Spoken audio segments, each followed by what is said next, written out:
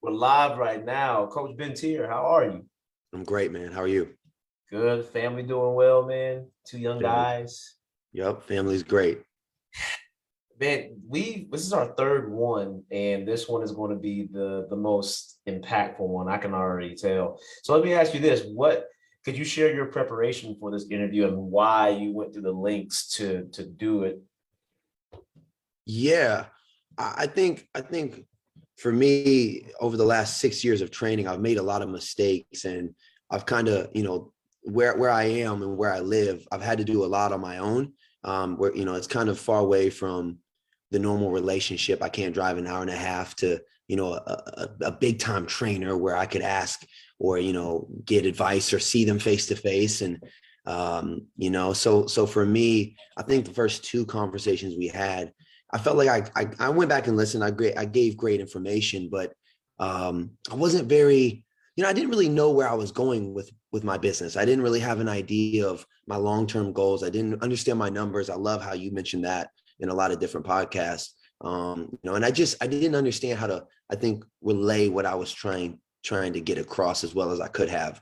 So obviously being older, going through more, and then having an idea of where I want to go and where I want to take this, I think I can, kind of put it all together towards the listener that whether you're new, you're in the middle, or, you are at like a level where you have ownership in gyms and stuff. I think I can help almost any type of trainer, no matter where you're at in your journey. I love it. So you've got a lot that you are doing that is different from the last time we spoke. Let's go ahead and start with the recruiting. So what I think the biggest addition is the recruiting agency, the showcases. When did you start that? And what was the purpose? After the pandemic, I got to really sit down and think like, long term, what do I want to do? And I always kept going back to like, I want to make an impact on my state. And then for me, I was a player that because I lived in a very small area, I lived in a town with a population of about 2,000. I was about 4 hours away from the nearest major AAU team when I was in high school. I really didn't have a chance to get like that exposure. Like I thought I could have gotten. I didn't get a chance to play against competition like I think I could have gotten. And so that was kind of my mission. Was in the pandemic, I thought, how can I make an impact on my state? And then it went back to, well, what would I need when I was younger? And it kept going in circles where I wanted to put something together where I could help the exposure for my state because for those that don't know, in Maine, we have to go outside of the state to get exposure, to get these, high tournaments where you're getting, or what are they called? The platinum brackets, where that's where the coaches are normally going to see the players. But that takes a specific AAU program that takes a specific record. And it was just, not everyone had that same opportunity where I lived to be able to get on those type of teams. And so now basically I'm taking my social media following, my expertise, and my understanding of the entire state, and I'm kind of putting that all in one package and bringing coaches to us through social media, through videos, and through my contacts. And I'm excited, man. Like it's been a game changer so far for a lot of athletes. You think it's aside from the setup in proximity with Maine, do you think in general it's been harder for athletes to get recruited and get a scholarship because of COVID, the recruiting pipeline, the transfer portal, and the advancement of the game, or has it been easier because of social media and the other tools? Yeah, that's a great question. I want to relate. I think I want to lean towards tougher, and it's because I think especially for like class of 2022s and class of 2023s, colleges are kind of, I wouldn't say behind, but they're just limited with the amount of scholarships they can give out. And so that limits that window of opportunity for you. And I think you're going to see more players from class of 2023 and I mean, maybe even 2024, it might trickle down. I think you'll see them recruit earlier than you've ever seen players, or excuse me, commit earlier than you've ever seen players commit, just because of the lack of scholarships that are available with the transfer portal and everything else. So yeah, man, I think it's a little bit tougher right now. How do you have, I'm sure you have those conversations with parents who think their son or daughter is D1, but they're really D2. How Yeah, do you manage that? yeah, that's tough. I think it's understanding the parent just loves their athlete. the child and helps, and they like some, I think when I was younger, I kind of always took it as they were challenging me, or maybe like, they were just like a little out of tune and they didn't know. But I think it's usually it's from a loving place. They just want what's best for their child. And I think if you have that conversation and you communicate and you help them understand you're there for your child, and it's not the level that matters. It's not Division I through Division III. It's being able to play the game that you love.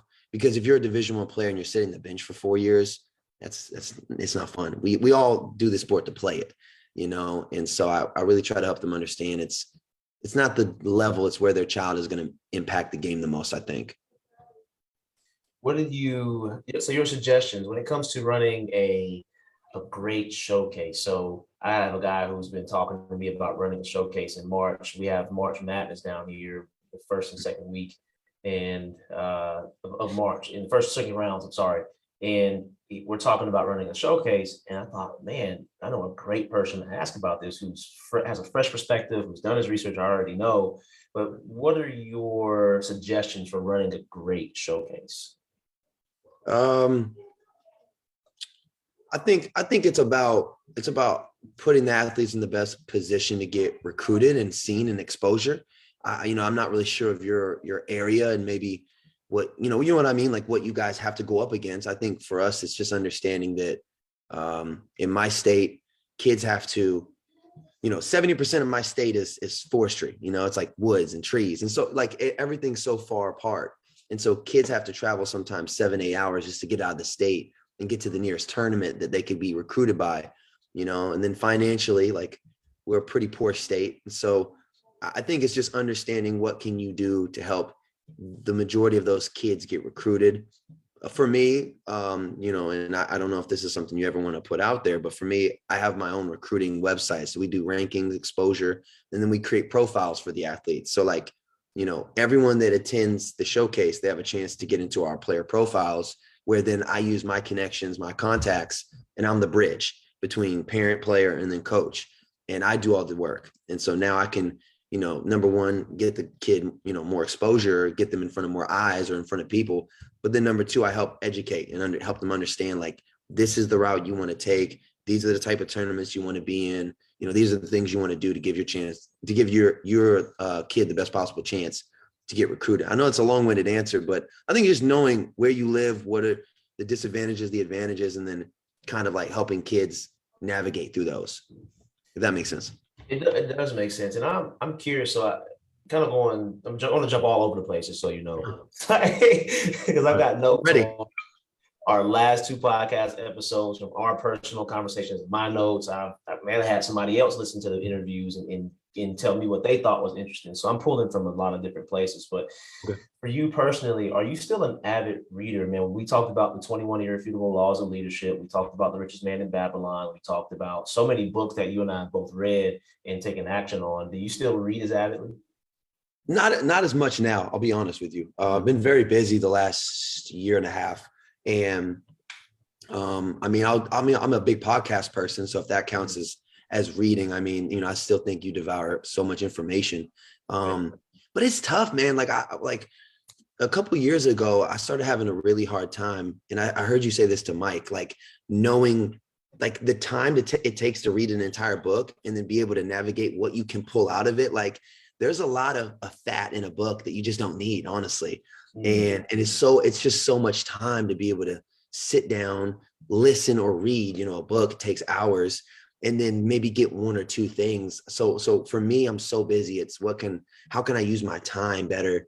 And so now with podcasts, obviously YouTube, you can just go on and kind of like really reach out to, I guess, specifically what you're trying to look for. So I think I'm in that kind of point in my life right now.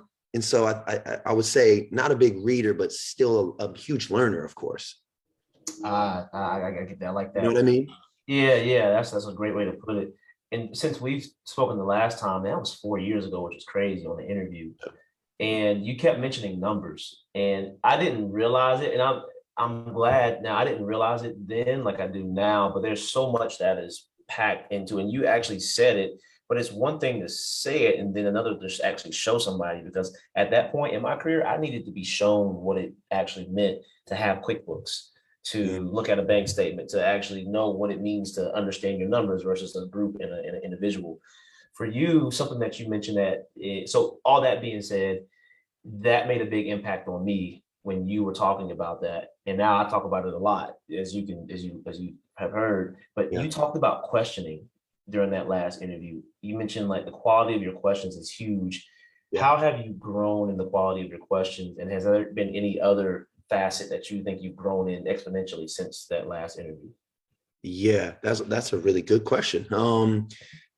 Yeah, I think I don't know where I got it from. Maybe Tony Robbins, but it was the quality of your questions determine the quality of your life.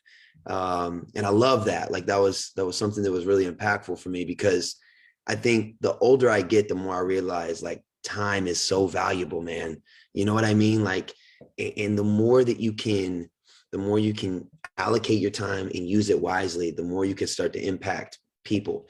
And so for me, I think for the questions side of it, it's just being able to, and this is stuff I've learned from like being around Tyler Ralph and different trainers. It's like, how can I get from A to B? You know, instead of A to B doesn't work, C doesn't work, D there. That's what's going to help us.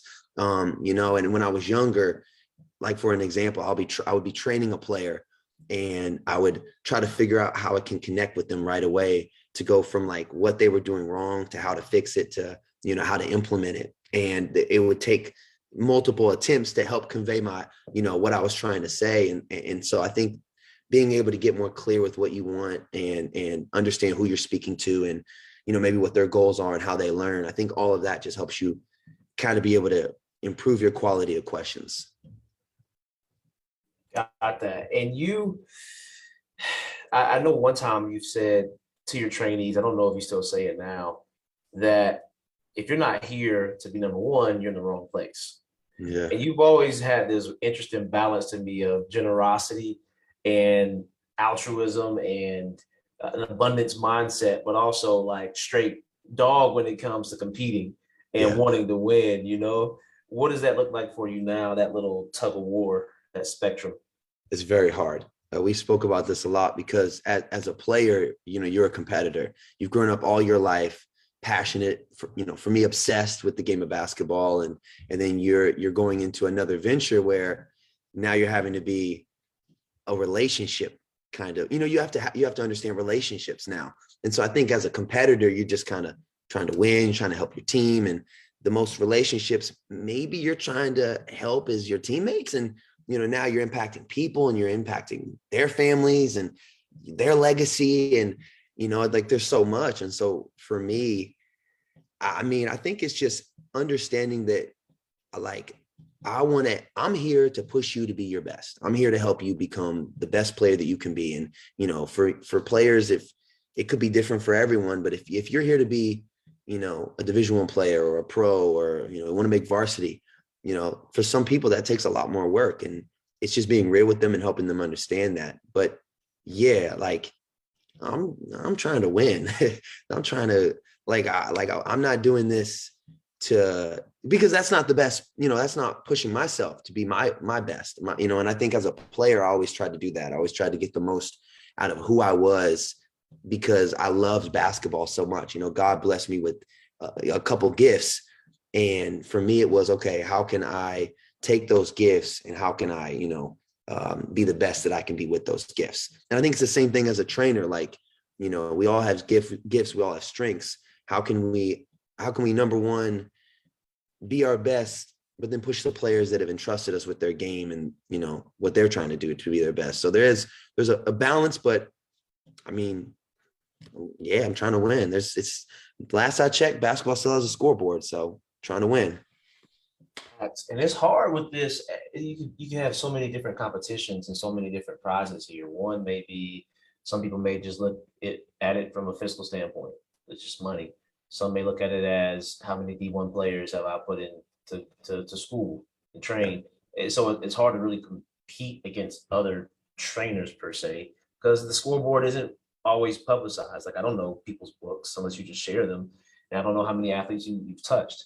So for me, it's been a shift in competing against other people, which I kind of do, but I don't have as much of a drive towards that now. It's like you said, it's just personal optimization. So along that lines, how do you plan now? I mean, I know you are a planner, like you used to plan to the T every month, every single thing. What does it 2022 look like? What are the big plans for you and your companies? Yeah, I had a mentor when I was in this company one time. He said, "Show me your schedule, and I show you your results in life. Show me your schedule over the next 30 days, and I'll show you your results in the next 30 days in your life." And so for me, it goes back to really valuing your time. I have a really good routine right now that I've really worked hard at being able to perfect in 2021, where I travel so much. I travel all across the state and train. I have different gyms now. I do, Ben Teer recruiting. I do so many different things. And so for me, I think what I'm most, what I'm most happy about was I've really worked on widening my margins, right, with my business, and I have no debt.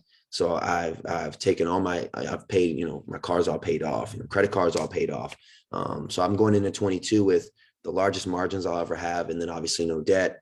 And it just sets me up, I think, to really be able to, from my gross income, be able to have, a higher net income where I can take that percentages of that and then put it into other things that obviously are going to keep growing the business and, doing more of the long-term things that I want to do. So those are a couple, they don't sound very big, but no debt and higher margin, larger margins are very big little things that I don't think a lot of people try to look at, and they need to. I agree wholeheartedly. Did you do Yeah. the Dave Ramsey debt-free screen when you paid it all off? Yeah. Dave Ramsey had this little thing where they do like a little debt-free thing, and I didn't do it, but Dave Ramsey was helpful for me in terms That's of awesome. getting rid of the debt. But it's so hard, man. Like when I had the credit card debt, I was buying courses. I was trying to learn so many things, and I thought I would get my money back really quickly from those courses, which is not always the case because you have to put the work in afterwards. And there's this euphoria of buying stuff. And then with the cars, like I didn't even understand, like I didn't know what an APR was. I didn't know that I really can't afford this car because it costs, I can afford the payments, but not the actual car. You got it. So like, what role does that play in a lot of trainers' lives? I'm going to ask you about this gym situation, this gym Yeah. thing Yep. soon, but the personal finances, how important is that for a trainer? It's huge, because I don't think a lot of people understand that you have to pay yourself, but some people think that just paying their expenses, like their car, is paying themselves. And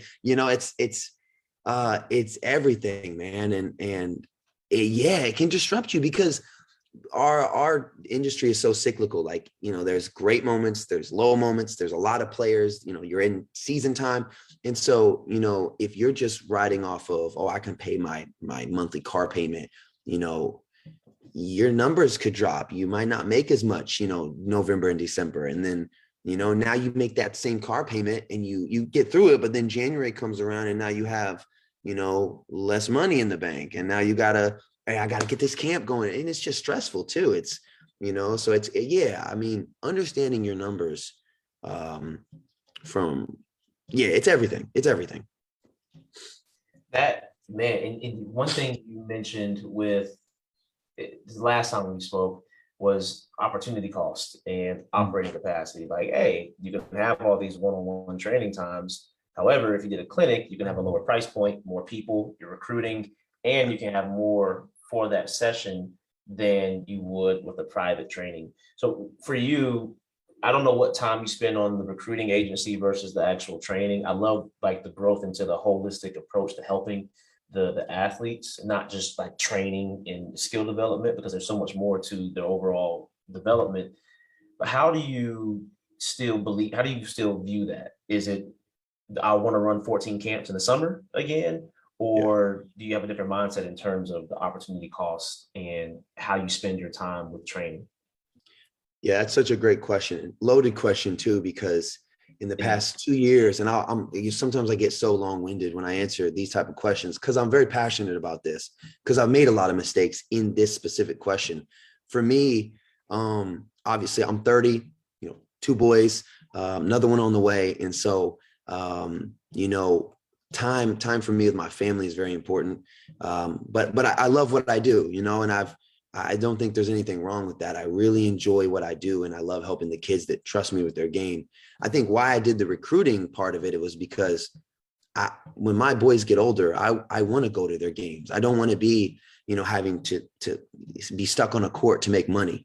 You know, as much as I love it, you know, there's more important priorities for me in my time. And so, you know, the recruiting piece now, as I continue to build that up, you know, that builds a passive income, and that builds a way for me to be able to, you know, not always have on-court time.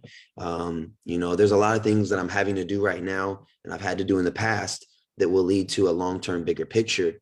You know, but the name of the game is obviously not putting all your eggs in one basket, because at the end of the day, if you have to be on the court to make money, you're going to be limited, and you won't be able to grow as fast. You won't be able to grow as much. And so opportunity cost by getting your own gym space, you know, by being able to have different avenues, different streams of income, you know, that can just obviously, number one, help you with your time, right? But obviously be able to help you not make more money, but be able to have a passive income to where you don't have to rely on making money in just one way. Hopefully that's a good way to say it. No, that's a great way to say it, because it's similar to what Shane Hennon was talking about. I'm not sure if you got a chance to listen to that I one, but just listened to it yesterday. Yep. I'm on yeah, it, man. Myson. I'm on it. Yeah, it's crazy, man. Like, I don't know how you make time, but I do know how you make time. But it's appreciated. And I spoke to Shane. I met him maybe 2 days before the podcast. I'm just like, hey, you want to jump on? And he did. And he had interesting insight in terms of IG reels and spending his time on social media, and the ability to make some money without having to be in the gym, so he can go home and watch Netflix with his wife. Yeah. You Yeah. know, and that's real. It's the same thing you're saying there too. How have you viewed social media as of late, in the last year, 2 years? Yeah. And let me say, well, before I get real Please. quick into that social media, I enjoy being on the court as well. Like just last Sunday, I was on the court for 14 hours. Yeah, like I love it. Like I'm obsessed with it. I love it. I love packing, you know, the court, the my own gym out. But there are times where, you know, I have other things that I have to do, or I want to go to my kids' games someday. Like I don't want to be stuck only having to do that. You know what I mean? And so Right. being able to have your own gym space and being able to have these different avenues and things where you can grow and build, that's what can, you know, just obviously keep me balanced with my time, and, you know, where I can put it and where I can allocate it. But with social media, I'm not going to lie to you. I've been all week thinking about how I can answer this question, because I don't have the time. And like I told you this, I have so much respect for the Shanes, the Mikes, the J Laws, the Ryans, like, you know, the Peters 910 training. Like I have so much respect for all these guys, because like, if you go to my Instagram, other than major, like, you know, achievements or things that I'm proud of the kids that I work with, or like my, you know, my sponsorships that I have, I'm not really posting like a lot of material or content unless it's like on my stories. Facebook, I post a lot because, you know, it's a little different marketing thing that for Facebook than Instagram, but like I really don't post that much, and I don't have the time.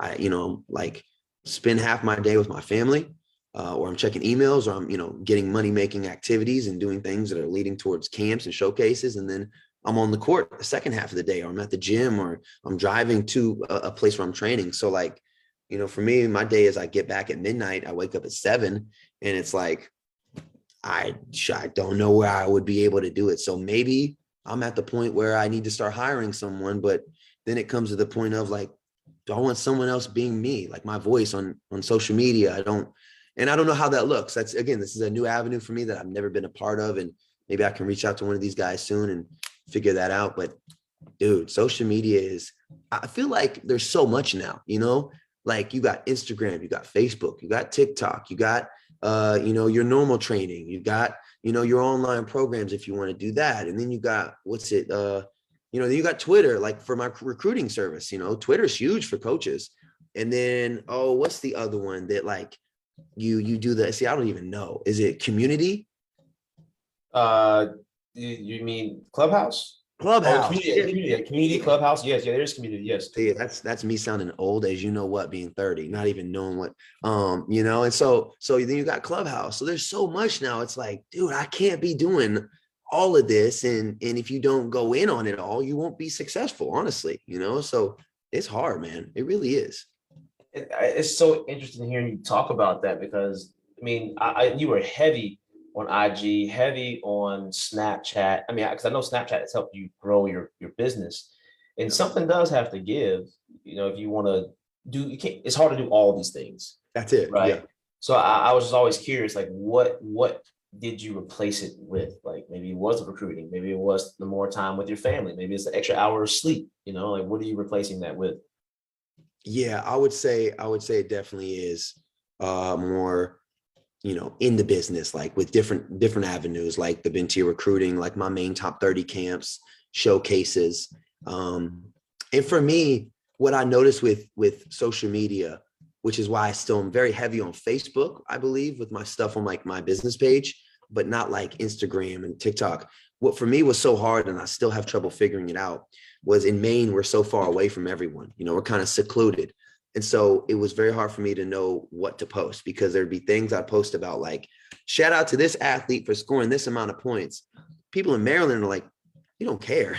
You know, we don't care about that. But everyone in Maine is like, oh, that we know who that is. Like, that they work with Ben, you know. So there was this such a strange dynamic that I still have not been able to figure out, where, you know, I have such a big following because of years ago, you know, diving in. But my retention, you know, my engagement is so bad, because it's like I post stuff about my state, people outside of the state, we don't care, post stuff about outside of the state, and it kind of looks like I'm just this kind of clickbaity trainer that just, you know, posts a bunch of pictures of NBA players, who's the best 3-point shooter. Like, it's, you know, it's very general, and it doesn't have any help to my business or my brand. And so I'm in that like tween spot where it's very hard to navigate it, I think, as well. Right. Then you have stories like what's the young lady from Indiana? She's like Chloe, Chloe, right? Like, I mean, that's crazy. Like you first have girl I ever worked with, and I met her through a hashtag. It was my first month in ever starting my business. Met her through a hashtag, went through a like some website back then, because hashtags were new. And her mother messaged me. It was Ball is Life or something hashtag. Mother messaged me, gave her an online program. Never had done that before, just like an email, like circle wraps times 5, you know, like, and from then to now, we are like family, and she's top 20 in the nation in her class. And it's just like, it's nuts, man. She's incredible too. it's a wild story, and it kind of goes back to the power of social media. At the same time, there are sacrifices that need to be made that honestly may not be worth it. Like I wonder how many guys, and I'll be honest, I used to have a judgmental mindset towards this. I don't know whether it was like insecurity, it was a jealousy, but just knowing that there are people who spend so much time on social media, and I always wonder, what is the benefit for you? Like, how is this really gaining you? Now, sometimes you do meet the Chloes, but other times it's like, yeah, I got more engagement on this post, but I don't even have an online program. So, like, for you, I'm curious, do you still work or have any kind of intention to do anything online to help those athletes? Do you still travel like you did before for out of town? Yeah, I think it's where you're at in your journey. I think it deals a lot with like where you live. I think it deals with obviously your goals and you know, maybe your long-term vision. For me, and like I told you this 4 years ago, like I had no idea where I wanted to go with training. It was like, it was very, very selfish, very self-absorbent, like, you know, narcissistic, egotistical. I just want to build the biggest brand. And it was like, okay, well, what does that mean? You know, and it was like, oh, I'll get this player to this successful level. And, you know, it was very like one dimension. And so like I had no long-term picture or idea. And I mean, I was young. I was like 25 then, you know, I was young and it was brand new. And, you know, you're just excited to still probably be a part of basketball. But now when you get, you know, now I'm a little older and, you know, I have a family, and you've been doing it for a while, that you start to really, I think, get a good idea of what is your strengths, you know, and what you're very good at and what is best for where you live. And so for me, like, we have so many kids and we have so much talent, but we just don't get the same kind of platform that everyone else gets. And so, for me, it's using my social media for the kids in our state because, well, number one, from a business standpoint, that is the best ROI for me. It's like I have to build a brand and an image here because I'm in every part of the state every single week. And so, it makes more sense for me to use my social media for that to, kind of exalt those kids on a higher platform than, try to get attention from someone in New York where my time isn't going to be, unless I charge a crazy amount, like my time isn't going to be worth going all the way out there. And that's just how it's been going. And it's worked out really well. Now the Chloe's and, maybe some of the people that I have in those, like I'm always traveling to them every couple of months. And who knows, maybe someday something will come about that. But for me, I'm very big on the relationships and, I'm very loyal to day ones. And, we have a good understanding of just like right now, trying to get them to where they want to be. And who knows, like maybe someday something else will come up about it. But I think it's just allocating my time to the best needs fit right now. You said something about it being worth the time and being a smart investment of your time.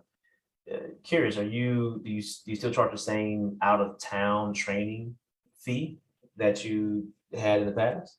Yeah. So this was what I was hoping you'd ask. I've started to get into a very good routine, made a lot of mistakes, burned a lot of bridges, lost a lot of clients over the years, constantly just messing up my schedules and over promising and being insecure, trying to over please people and then not being able to follow through with it. For me, for anyone that doesn't know, I go to a different part of my state every single day, and I do that on a reoccurring weekly basis. And for a good understanding of how much I travel, I have a 4-year car, right, and I have 233,000 miles on it. So I'm roughly in the car, for anywhere from 2.5 to 4 or 5 hours every day, right? Yeah. And so my routine that I really started understanding it down was, it's insane for me to change my prices in every area. Like it's insane for me to be able to keep a hold of all that. So I have my private, price, my small group price, my team, price, and I've understood how much it, for the most part, takes to travel up there, blah, blah, blah. Like, so that's like quick. I understand that. But where I've been able to really use my time the best is I take specific hours for private lessons, one-on-one, specific hours for groups.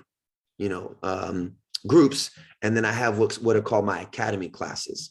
And those are always my last 2 hours in those areas. And so now what happens is I have a chunk of time where it's about, let's say 4 hours, where I dedicate it to weekly groups, and they have been with me for years on a weekly basis. So that's reoccurring, money coming in. I have my privates where are usually, let's be honest, like you're very advanced, your best players that obviously might have the highest aspirations, will have scholarship offers, whatever else.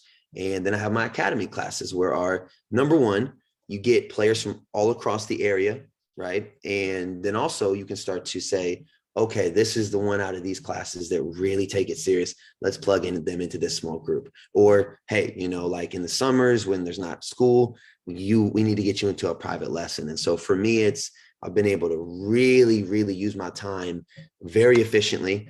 And I've been able to use it in a way where I continue to grow, not just maybe the brand and I'm very passionate about this, getting kids into the levels they want or to become the player they want. But also I give, different classes that can get the most out of each player, because that's the honest truth. Like not everyone you need to work with needs to have a one-on-one. That's just, a fourth grader that's, second year into basketball, you don't need to have a one-on-one, dude. Like, let's get you into an academy class.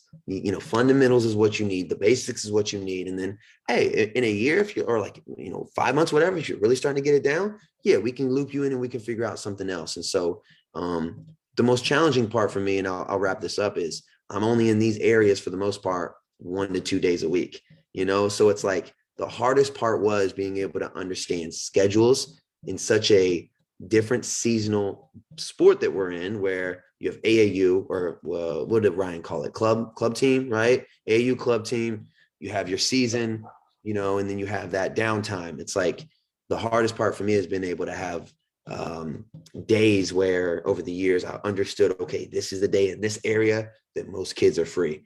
And then you get a good group, man. And it's worked out for the last few years. Honestly, I know it sounds crazy, but it's worked out.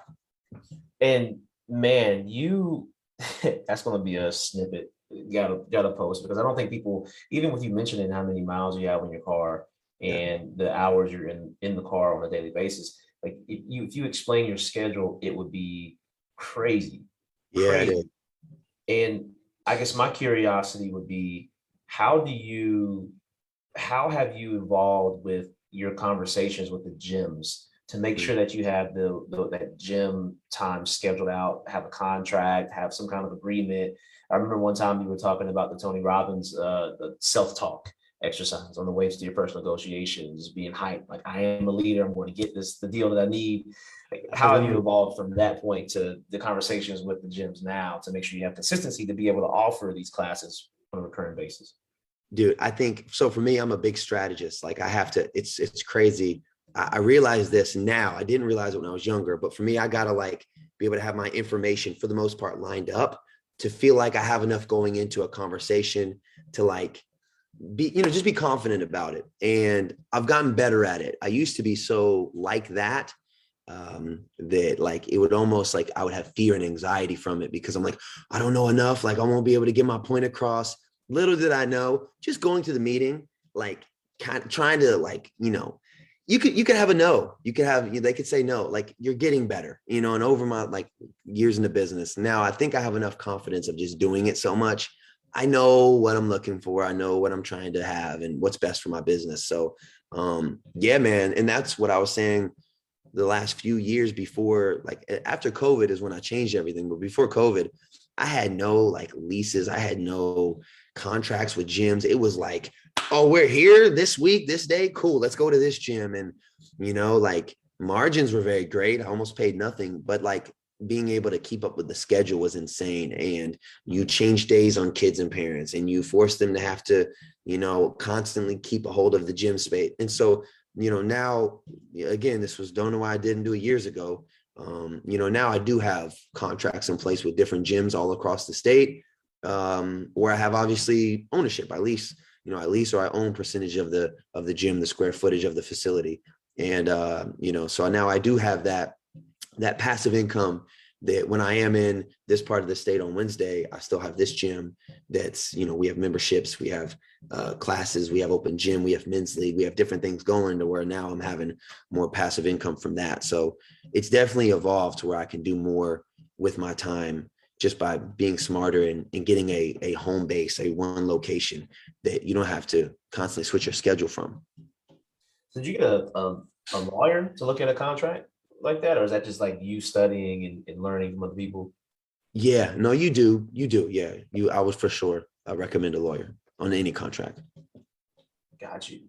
Let's talk about this. I got so many different ways to go. I was going to ask about how, time at home with your wife. You made a comment to me one time. You said time at home with your wife has helped you be more intentional and present with your trainees.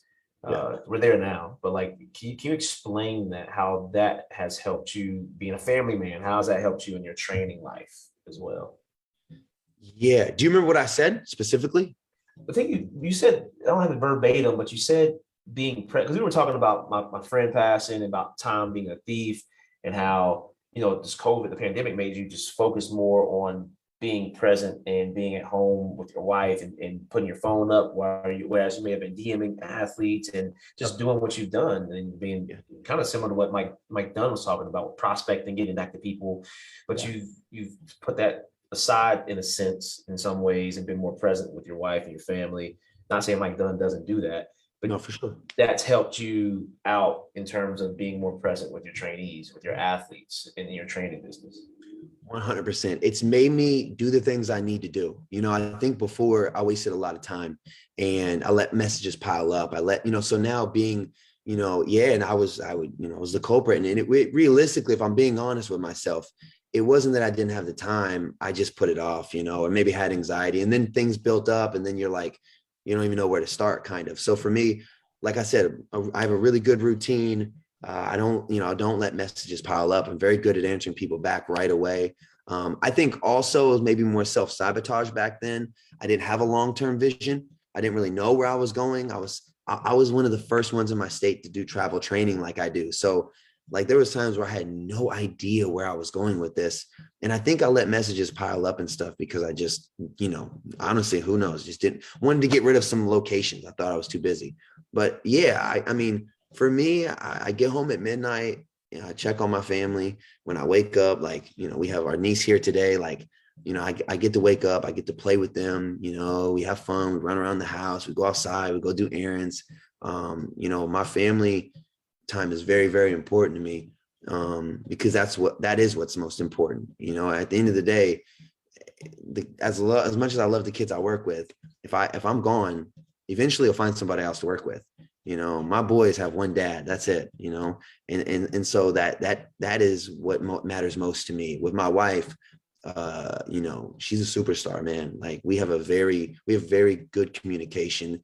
She's constantly letting me know, like, yo, Ben, like we miss you, and it's like, all right, I got to switch some stuff around, like got to spend some more time here. And I mean, life, I heard it from Andy Mineo one time, life is a game of tug of war. Like you're constantly living within the tension of giving these people this time and giving these people this time. And, there's times where you miss that balance and, maybe I'm working too much, or, maybe I'm at home a little too much, maybe I'm starting to let the business not, I'm not taking care of things there. But my wife we've always been a very solid team and always been able to communicate, and she understands. I mean, I'm very lucky. I thank God that I have someone that she knows how much I'm obsessed with basketball, and it is a passion of mine and I love it. And, she loves that I have that in my life as well, because it means a lot to me. And so do the kids that I work with. And so I think it's just understanding, just having that communication, man. And again, going back to valuing your time. I think that's the biggest thing I can help anyone with, using it wisely. What do you, man, when it comes to, because we had a pretty, okay, before I ask this, someone asked, Chrisika Harper asked, how did you go about finding an attorney?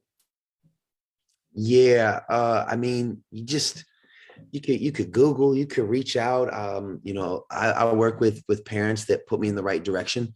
You could talk to some parents, and then also the woman that for the ownership of my gym, the woman that brought the opportunity to me, she has her own firm, so she put me in place with people, and there's someone that they're people I trust. So I mean, I think you could just Google it nowadays, man. Go online. There's got to be a way you could do that. So hopefully that helps. And one more, I'll answer this one. Well, actually, I ask it, and then I want to ask you about the gym, more details on the gym specifically, and I think that'll carry us out. But that's got loaded questions on the gym Yeah. angle. But travel training, how did you structure your pricing for mileage, time on the road for your other locations? She just received some interest from a few students an hour away. But what was your mindset on that?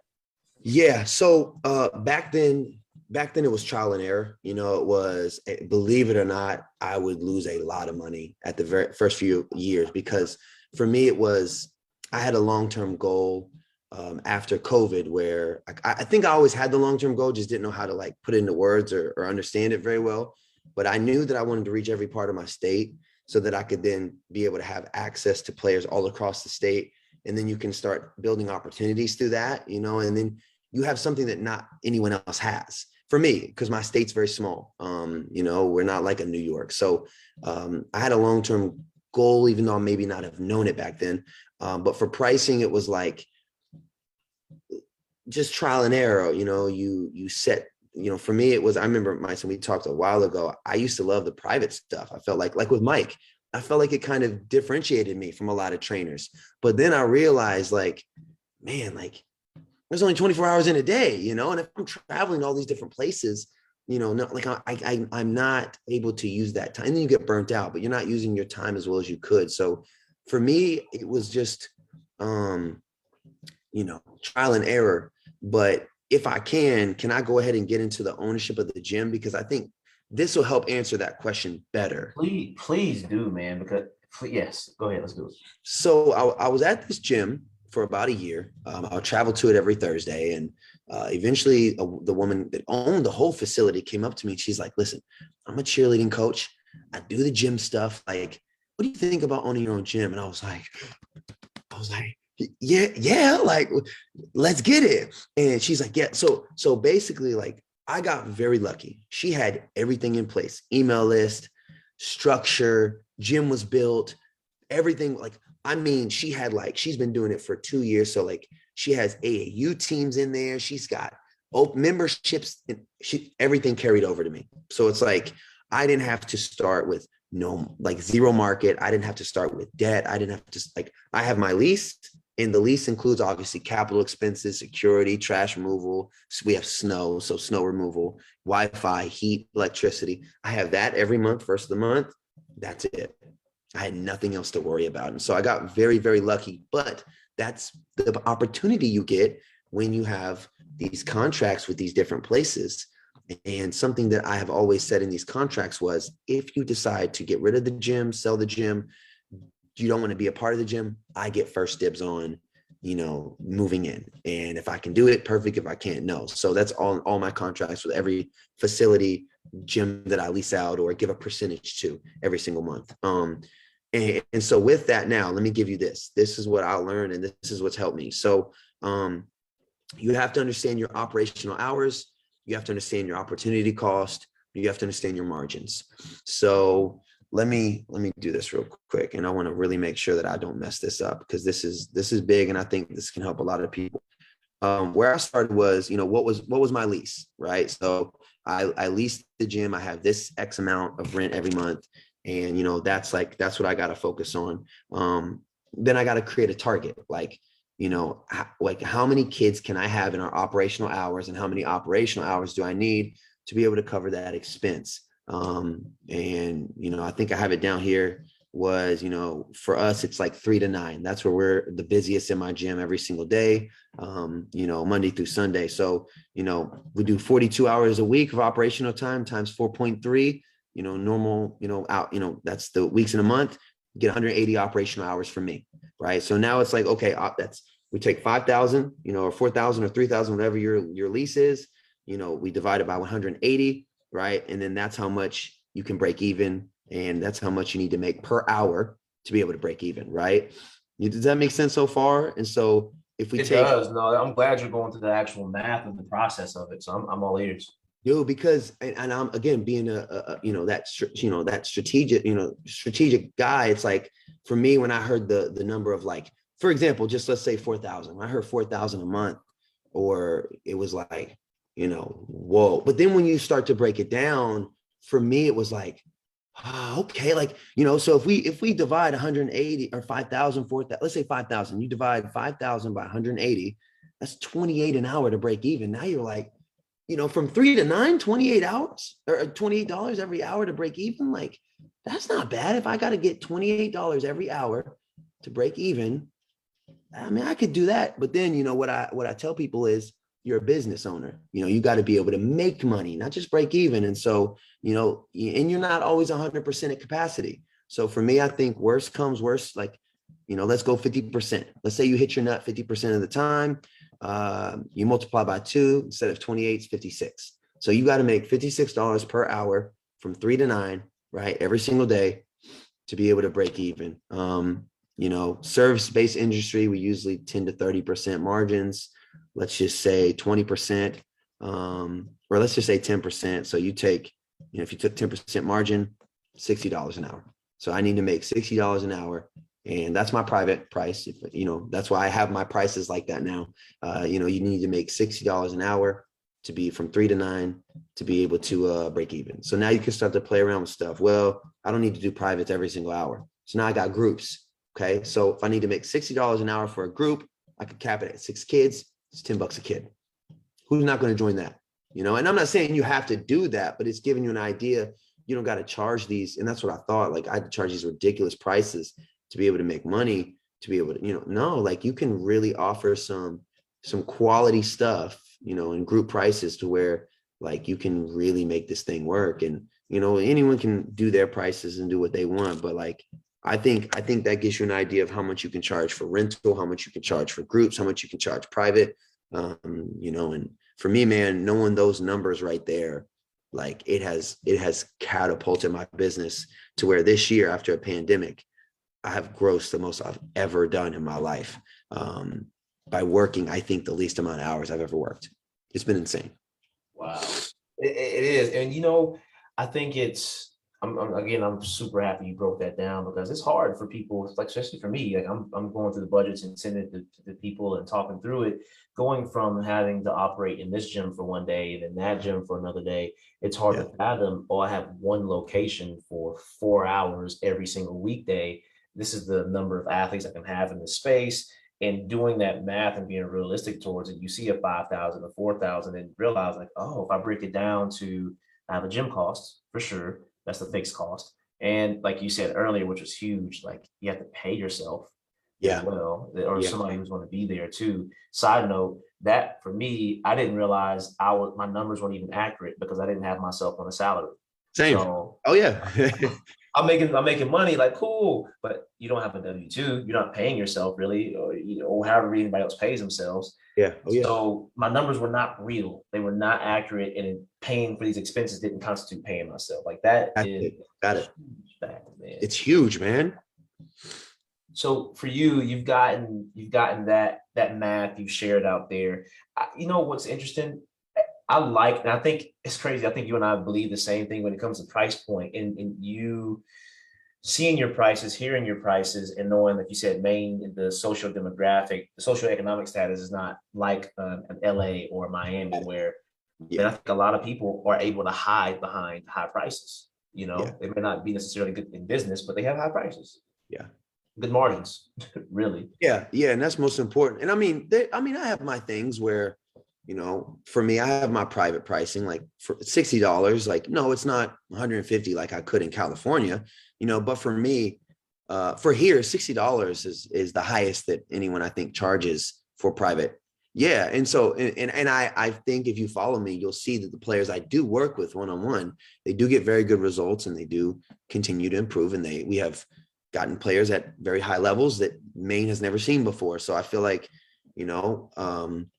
I just feel like you don't always have to just overprice things, and there are kids out there that their parents cannot do $30, $50 per player for a group, like, dude, get $10, $15 or $20, get some young kids in there that just love basketball, man. Like I'm telling you, like, and you listen, let me say this might be a soundbite too. Like, Yeah. you cannot overlook these moms, man. Like, the moms are the biggest supporters you will ever have. I have got more clients from just happy mothers or fathers that go around and just, like, they are your billboard signs. And it's all because I just treated the kid like a kid, man. Like, not like, oh, they're a price point for this group that makes me money. It's like, you get them in there, $15, $60, you're going to get 100% of me. You're going to get a great quality service. You're going to have a relationship. You're going to have fun. And, like, that's the main thing, dude. If you take care of that, you'll make money. You can up your prices later. You can figure out if that's not worth your time anymore. Like, but like, there's a bigger picture to it, I think. It's I bet your retention is crazy too. Like, for Yeah. Oh, that yeah. price point, and I rather $60 50 times than 75, $100 10 times, 15 times. I have some players that have not missed a week in 6 years. Think about that. You know what I mean? And, like, if we want to go, you know me, you know how much I'm into my numbers. Yes. I think it was 87% of the kids I work with from 7th grade and up, right, have stuck with me for 3 years or more every week. You know what I'm saying? Wow. And so I don't know. Like, we could play a game where you could tell me, all right, I charge $200 an hour.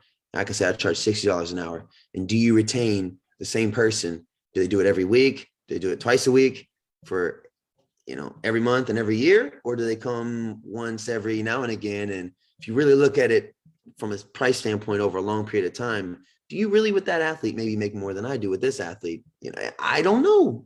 I don't know. Who knows? But And man, you're speaking what I've been feeling, because I thought, yeah, you want to make more money. There's many ways to do it. You can increase your prices, you can get more trainees, you can create different services. And my thought is there are other ways besides increasing prices, especially if a discretionary service like this, a luxury service like this, that yeah, not everybody has the means to do. So I love to have that community and have that longevity with these athletes to get the results. My so my question for you is, I know we talk about a lot of things, but what advice does 30-year-old Ben give the 25-year-old Ben? Because I had a question on my social. If you knew then as a player what you know now as a trainer, how would you go back and change the way you practice, train? Well, I'm asking you that question from the business perspective. What would you have changed back then? get into your own space earlier. Like, don't let the fear of like the 5,000, 3,000 a month scare you, because it did for me. Take care of your debt. There's something called debt to income ratio that I did not know about. Yeah, and I tried to go to the bank several times, and they're like, "Listen, you got a lot of debt right here. You might have this amount in the bank. We don't care how much you have here if you have this much debt there." And I'm like, "Okay, cool." So get rid of your debt. Get into a gym earlier, and I would say connect. I think me being so secluded up here, I kind of stayed in my own lane and just kind of kept to myself. And it wasn't from like I thought I was cooler than anyone else. It was just, you think that people don't really want to spend time helping, and there's a lot of people out there that do want to help, and they take pride in helping, and they figuring, it's all about, man, at the end of the day, I think most people do want to see others succeed. And so, like, reach out to people. I wish there was a lot of stuff that I messed up on, that I went the longer route just because I did it by myself. I didn't reach out. Like when I met Tyler Ralph and I went down to Texas, that changed everything in my business as well. So, and that opportunity was there for years. Maybe with another trainer, I just didn't take advantage of it due to insecurity, lack of confidence, or just thinking that I'm secluded up here and it's all on me. So I think those are three things I would tell myself, honestly. That's dope. Hey, is there anything else you would want to leave with the audience? Not like we can't get them another podcast sooner rather than later, not waiting 4 years next time. Hey, But this is anything perfect, you man. like to keep. Oh, I didn't even ask about the New Balance partnership. Golly. Yep. There, if you got time, man, let's talk about it. Sure. Oh yeah. So how did that come about, and what are the benefits of that?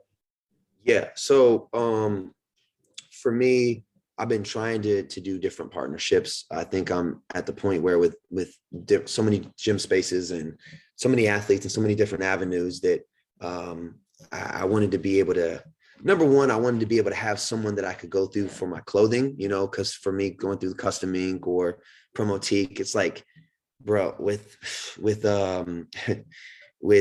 prices going up and so much stuff like that happening, it's becoming ridiculous. Like it's this price point for a sweatshirt, then you got to turn around and have no margin, and then you got to ship and you lose money.